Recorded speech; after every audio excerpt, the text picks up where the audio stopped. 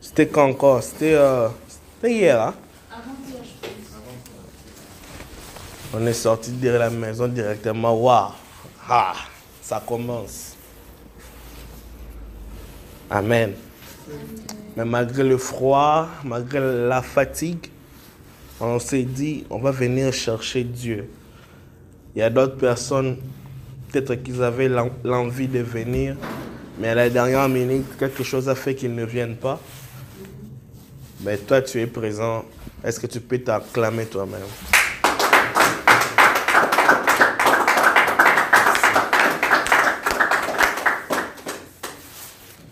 Bon, je ne sais pas, je dois parler pendant combien de minutes? Je ne sais pas si ce que j'ai prévu, je vais tout les finir. Mais, par la grâce de Dieu, on va parler de l'essentiel. Amen, hein? Amen. On va parler de l'essentiel par la grâce de Dieu. Nous sommes sur nos Bibles dans le livre de 1 Samuel, premier verset. L'histoire part du premier au 18e verset. Tout ce que je vais dire, parce que je n'aurai pas le temps de lire 18 versets, c'est difficile pour moi. Mais tout ce que je vais dire, ça sera autour de ces textes. 1 Samuel 1, 1 à 18. 1 Samuel 1, 1 à 18. Tout ce que je vais parler sera autour de ces textes. Désolé, je ne saurais pas les lire parce que le temps nous est imparti. Ceux qui ont l'habitude d'écrire le message, je vous donne le thème. Je vous donne le thème, c'est le Wi-Fi des dieux. Dis à ton voisin le Wi-Fi des dieux. Ton voisin de droite. Ton voisin de gauche. Le Wi-Fi des dieux. Vous allez me dire, mes frères Gaston, qu'est-ce que tu nous veux avec ces termes? Est-ce que Dieu est devenu virgin? Dieu est devenu, c'est pas moi, Fido? Dieu est devenu Belle? Dieu est devenu Vidéotron? Est-ce que Dieu est un réseau? Est-ce que Dieu a un réseau? Est-ce que nous sommes des clients de Dieu? C'est quoi ce terme encore, Wi-Fi de Dieu? Avant d'aller très loin, je vous dirais que oui, Dieu a un Wi-Fi. Dieu a un Wi-Fi. Mais avant d'entrer dans mon thème, permettez-moi de parler du terme Wi-Fi pour qu'on soit sur la même diapason. Tout le monde ici sait c'est quoi le Wi-Fi. D'ailleurs, si nous vérifions bien dans nos téléphones, nous avons Wi-Fi. Dans nos maisons, on a installé des Wi-Fi. Ici, dans cet immeuble, il y a un Wi-Fi pour toute personne qui loue ici. Ils ont un code Wi-Fi pour tout l'immeuble. Le Wi-Fi, ce sont des techniques de communication ou de connexion sans fil à travers divers appareils. Ordinateur, tablette, téléphone, etc. Et elles se connectent entre elles par des ondes électromagnétiques. Mais un problème sérieux avec les Wi-Fi, c'est pour accéder à un Wi-Fi, à un réseau Wi-Fi d'une maison ou d'un immeuble, on a besoin du code ou des mots de passe. Vous êtes d'accord avec moi?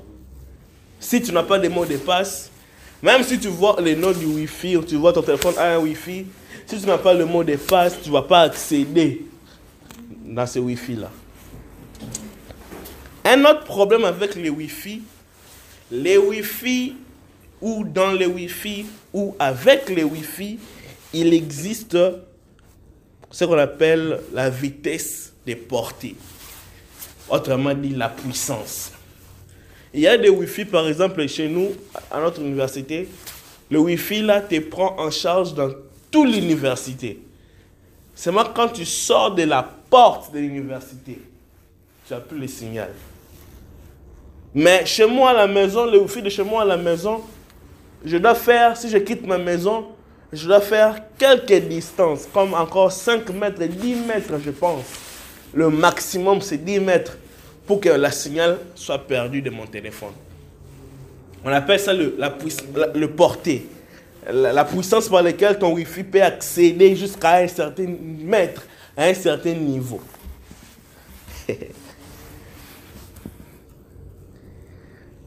Mais le Wi-Fi, pour qu'il soit connecté avec un téléphone, le Wi-Fi a besoin encore d'une autre chose. Ça a besoin d'un téléphone qui joue le rôle. Bon, j'ai pris qu'un seul exemple parce qu'il y a ordinateur, il y a tablette, il y a beaucoup. Mais pour gagner du temps, on va rester sur un seul appareil. On va parler du téléphone. Amen. Hein? Le téléphone qui va jouer le rôle du émetteur et du récepteur. Cela veut dire que le téléphone va émettre des signaux et les signaux par le Wi-Fi. Et le Wi-Fi maintenant, en son tour, va accéder au réseau, à la connexion, afin de retourner des données qu'on appelle récepteurs. Déjà, j'ai embrouillé nos têtes. Vous allez me demander, bon, tu parles de quoi exactement? Je parle de quelque chose que vous connaissez très bien. Je parle de la foi. Alors, dis la foi. Pourquoi est-ce que je parle de la foi en utilisant les termes techniques Wi-Fi? C'est pour comprendre c'est quoi exactement la foi, c'est quoi le rôle de la foi et comment est-ce qu'on utilise la foi avec Dieu. Je parlerai, pendant ces quelques minutes qui me restent, je parlerai de la foi. C'est quoi la foi? Or, la foi, selon Hébreux 11. Non. Selon Hébreux 1:11. J'avais dit 11:1. J'ai vite compris que ce n'est pas ça. La foi est une ferme assurance en choses on espère et une démonstration de celles qu'on ne voit pas. La foi. En fait, quand nous payons les assurances sur nos voitures, on les paye en espérant qu'un jour, quand je ferai l'accident, que mon assureur me donne de quoi est-ce que je dois soit réparer ma voiture ou acheter notre véhicule. En fait, la foi, c'est une garantie, donc tu payes pour des exaucements futurs. Ça ne se limite pas là. Mais la foi, c'est encore la démonstration de ce qu'on ne voit pas. Donc cela veut dire, je n'ai pas de verre ici, mais je dis que dans 10 secondes, je vais boire de l'eau. Et je démontre cela en disant, je laisse cet espace vide parce qu'il y aura un verre d'eau ici. La foi, c'est la main invisible de Dieu qui nous permet de prendre des choses dans le spirituel et de les ramener dans le naturel. Je disais que la foi, c'est la main invisible de Dieu qui nous permet à nous de prendre des choses dans le spirituel et de les ramener dans le naturel. La foi, c'est l'avion cargo qui transporte les colis du ciel vers la terre. La foi est une clé qui ouvre toutes les portes qui sont fermées. La foi La foi est la manière non seulement de recevoir de Dieu, des colis, mais aussi c'est la manière de vivre selon la parole de Dieu. La foi est les yeux du cœur qui nous permet de marcher vers la route du destin sans savoir où est-ce que je pars, mais en ayant un esprit que je ne vais pas me perdre. La foi, c'est sauter dans le vide en sachant que Dieu va m'accueillir. La foi, c'est la gomme qu'on utilise dans le mot impossible pour enlever le mot IM et le transformer dans le mot possible. Or, en anglais, le IM, c'est I am, je suis. Et la foi, c'est comme un Wi-Fi. Cela est invisible, mais elle te permet de te connecter à ce dont tu as besoin. C'était là les 9 vérités par rapport à la foi. Maintenant, je vais commencer mon message. Dans le verset de 1 Samuel qu'on a lu, non, qu'on a cité, parce qu'on n'a pas lu, qu'on a cité, Anne est la femme de Elkana. Je ne sais pas si elle était premier bureau ou deuxième bureau, mais la Bible dit seulement qu'Elkana avait 2 femmes. Et Anne était l'une d'entre elles. Et Anne était là, elle manquait l'enfant. Mais sa rivale Pénina, elle en avait. Et sa rivale les mortifiait. J'aime d'autres versions qui dit les provoquer. À l'ingala, on dit tumboli, donc les provoquer, chauffer le cœur. Et non seulement ça, mais aussi elle était maintenue dans un confort de son mari, qui lui disait, mais Anne, pourquoi tu pleures? Je vaux pour toi plus que 10 fils. Mais si c'était moi, Anne, j'allais dire à Elkana, écoute, toi tu es mon mari, tu n'es pas mon fils. Un fils, c'est autre chose. Le mari, c'est autre chose. Et Anne, elle était aussi découragée par les sacrificateurs, qui est l'image de l'homme de Dieu à l'Ancien Testament. Anne avait tout le contexte pour dire qu'écoute, ma vie c'est fini comme ça. Je n'aurai pas d'enfant. Parce que ma rivale me provoque, mon mari même me bloque, il ne veut même pas que je prie. Et même l'homme de Dieu, de l'église où je n'ai pas prié, me décourage. Tout était fait pour que Anne me dise que c'est fini. Moi, je ne veux plus prier. C'est fini. C'est fini, je ne veux plus prier. Bien-aimé, je ne sais pas. Peut-être chez moi, mais peut-être chez vous. Je ne sais pas.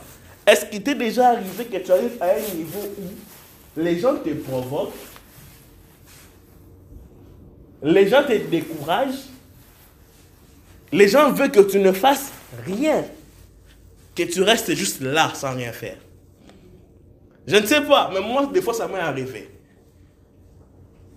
Quand je voulais faire quelque chose, tu verras des conseillers qui sont là. Ces conseillers-là ne t'aident pas à avancer. Ces conseillers-là t'aident à rester sur place. Suivez-moi très bien. Anne est arrivée à un niveau où dans la vie tu dis que je suis bloqué. Je ne peux rien faire. Ça me rappelle l'histoire de femmes qui étaient parties chercher à entrer dans le tombeau du Christ. Sachant qu'il y a un gros... Comment est-ce qu'on appelle ça? Une grosse pierre. Le roc qui bloquait l'entrée. Tout était là. Ils ont conscience à la tête que là où nous partons, il y a une barrière. Mais ils avancent quand même. Je vais dire à une personne, même si c'est compliqué, avance. Même si c'est compliqué, avance. Même si tu sens que Il y a une grosse pierre devant maman Sabine.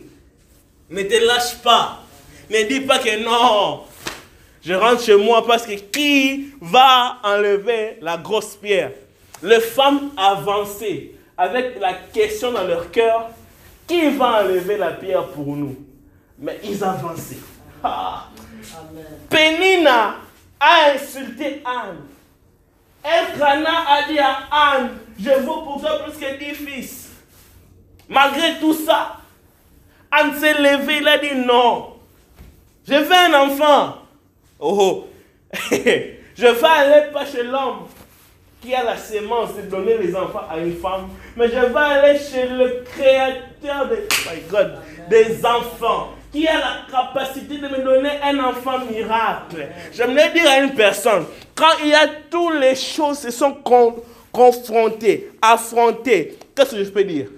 Réunies pour te bloquer, sache que le réseau est bon. Quand tu vois les blocages, sache que le réseau est bon. Si tu sens que ça devient noir au ciel, c'est qu'il veut pleuvoir. Il ne peut jamais pleuvoir avec un soleil. Pour qu'il pleuve, on doit y avoir des précipitations. Or, la précipitation, c'est quoi? C'est la sommation de soleil qui s'abat sur l'eau, qui se lève en forme de fumée, qui s'accumule et le vent passe pour assombrir le ciel. Dès que c'est sombre, il veut pleuvoir. Je voulais dire à une personne, même si on te provoque, même si on te décourage, sache que quand c'est arrivé là, le réseau est bon. Amen. Le réseau est bon. Amen. Et quand le réseau est bon, tu sais ce qu'on fait? On active le Wi-Fi. Amen. Quand le réseau est bon, on active la foi. Quand le réseau est bon, on active la foi, tu n'as plus rien à faire. Quand tu sens qu'on te bloque pour quelque chose, c'est que l'accomplissement de la chose est proche. Amen. Si Anne avait dit, écoutez, moi, je ne veux plus prier, il allait rester sans enfant. Peut-être Samuel allait venir sur un autre nom, dans une autre famille, mais Anne allait rater. Mais Anne a dit non. Pénina, tu m'insultes. C'est bien. Merci. Toi, c'est Dieu qui t'a rendu fécond. Mais moi, Dieu va me donner le cadeau du ciel. Ce que je veux lui demander, il va me donner ce que je veux avoir. Quand tout devient noir, c'est qu'il veut pleuvoir. Quand on te décourage, c'est que c'est le bon moment de planter. Quand tout devient sombre, c'est le bon moment d'avancer. Il y a des moments dans ma vie où moi j'ai pris la décision de faire la chose. C'était le moment où on me décourageait de ne pas faire la chose. Là, je comprends que ça, tu peux dire tout ce que tu veux. Je sais que là, le réseau est bon. Quand le réseau est bon, on active le Wi-Fi. Je suis allé dans la Bible. Je vérifiais dans la Bible. Quand tout devient compliqué, j'ai vu quelques promesses que Dieu a fait. Dieu a dit ceci. Si ta mère t'abandonne, si la mère abandonne l'enfant qu'elle allaite, sache-le bien que moi, Dieu, je ne t'abandonnerai jamais. Tu as l'assurance que Dieu ne t'abandonnera pas quand ça devient noir. Il faut me renvoyer des amens. Il faut me renvoyer des amens. Parce que c'est un message prophétique pour une personne. Anne ne s'est pas dit, non, je suis fatigué. Anne s'est dit dans son cœur, oui, moi, je veux faire de l'Éternel, je veux faire à l'Éternel quelque chose. Je donne mes fais l'Éternel tes délices. Je vais lui donner mes délices pour qu'il me donne ce que mon cœur désire. Anne a dit, moi, je ne veux pas rester par terre. Moi, je veux monter à la montagne. Quand c'est dur, monte à la montagne. Hey. Quand c'est dur, monte à la montagne. Quand c'est dur, ne reste pas dans la vallée. Parce que dans la vallée, la vision n'est pas bonne. Quand Dieu a voulu donner à Moïse les tables de la loi, il n'a pas donné dans la vallée. Il a dit à Moïse, monte. Si tu veux avoir le table de l'exorcisme, dans la vallée, tu n'auras pas. En bas, la basse-cour, il y a des poulets. Hey. Dans la basse-cour, il y a des canards. Dans la basse-cour, il y a des pigeons. Si tu veux avoir la proie, tu dois monter comme l'aigle. Si tu veux avoir l'exaucement de tes prières, monte. Or, quand on monte, cela veut dire on active. Quand on active, cela veut dire on capte la connexion. Et quand on a la connexion, cela veut dire on peut envoyer le requête et recevoir la solution. Anne a dit, je ne veux pas rester dans cette maison. Pénina, tu peux, comme une poule. Vous voyez la poule? Les coqs chantent. Les coqs chantent, mais la poule, elle fait des caquettes. On appelle ça une mèche. Je ne sais plus, on appelle ça comment. Les bruits du coq, les bruits du poule, là. Quand tu jettes le maïs, ils viennent se rassembler. Si tu n'es pas son enfant, si tu n'es pas son enfant ou son poussin, quand tu veux venir prendre, tu vois, il peut te donner le coup des ailes. Il ne veut pas que tu obtiennes. Or, Anne a dit, ça c'est la basse-cour. Il part chez son mari Elkana, pour que son mari l'encourage. Son mari lui dit aussi, je veux pour toi plus que 10 fils. En fait, je ne sais pas, est-ce que Anne voulait chercher le partenaire pour la prière? Je ne sais pas. Parce que Péni t'a mortifié, tu pars encore chez Elkana. Elkana lui dit, je veux pour toi plus que 10 fils. Ah non, Anne a dit, dans la basse-cour, dans la vallée, je n'aurai rien. Je veux monter. Je veux monter pour demander à Dieu quelque chose. La connexion est bonne quand on monte. La connexion est bonne quand on monte. La connexion est bonne quand on monte. Mais quand la connexion est bonne, on laisse seulement la distraction. Parce que tu peux être embrouillé par Facebook, YouTube, WhatsApp. Ce sont des péninas de notre temps. Ça te bouffe le temps. Les WhatsApp, les Instagram, ce sont des Elkana de cette époque. Ça te garde dans un confort. Tu vas perdre tout le temps. Et tu te dis, tu sursautes, tu dis, waouh, j'ai plus le temps. Il faut faire comme Anne. J'ai dit, Anne représente ses téléphones. Anne représente ses téléphones. Ton téléphone. Ton téléphone. Anne représente ton téléphone. Quand tu ouvres par exemple YouTube, quand tu ouvres ton téléphone, tu as les applications. Ok, tu choisis une application. On prend par exemple YouTube. Quand tu as la connexion, qu'est-ce que YouTube fait? Il apparaît. Il te donne tout ce qu'il y a comme des vidéos. Et quand tu as les vidéos, qu'est-ce que tu fais? Si tu cliques sur une vidéo. Quand tu cliques sur une vidéo, en fait, Anne est en train de cliquer sur une vidéo. Cela veut dire envoyer une requête au réseau. Et le retour du réseau, le réseau t'affiche ce que tu as demandé. Il t'envoie la réponse. Anne a dit, moi j'ai des requêtes. Ici, la connexion est bloquée. Mais si je monte aux auteurs, si je monte à l'église, si je monte à la prière, si je monte dans la montagne, je vais recevoir des réponses. Bien-aimé, je vais aller. Je ne sais pas. Aïe. Je n'ai encore rien dit sur mon message. Jusqu'à l'introduction. Je pense qu'on va s'arrêter à l'introduction. Dieu va nous donner la grâce de continuer un autre jour. On doit finir à 20h30, c'est ça? Ah, Jésus. Je savais que je ne vais pas finir tout ça aujourd'hui. Je disais, Anne est comme le téléphone. Anne est comme le smartphone que tu tiens entre tes mains. Quand tu envoies des données, tu as des réponses. En fait, quand tu envoies des requêtes, tu as l'exaucement. Mais par cette action d'envoyer et de recevoir qui se passe entre le téléphone et l'Internet, c'est au canal du réseau. C'est au canal du Wi-Fi. C'est au canal du Wi-Fi. Ok. Vous allez me dire, mais frère Gaston, c'est quoi alors? C'est quoi ce que tu veux dire? En résumé, je vais donner un seul point par lequel on va se séparer aujourd'hui. Un seul point par lequel on va se séparer aujourd'hui. Je vais vous donner un seul point. J'avais dit au début que le problème du Wi-Fi, c'est que quand tu connectes au réseau, tu dois avoir le code pour avoir... Oui, le mot de passe, le code, pour avoir l'accès au réseau. C'est comme la foi aussi. La foi a besoin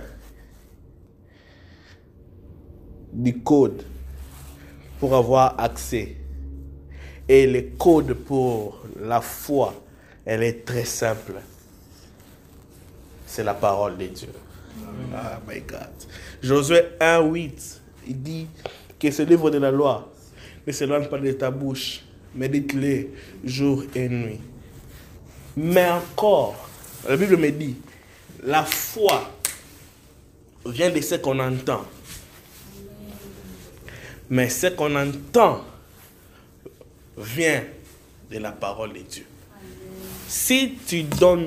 Attends, avant de parler, si tu donnes, j'allais dire ceci. Ton oreille est la porte de ton esprit. Tes yeux sont les portes de ton esprit. La Bible dit,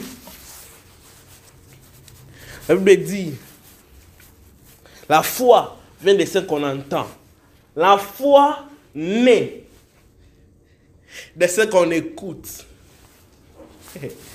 La parole est la sémence. La parole représente l'homme, l'esprit représente la femme et la foi représente l'enfant.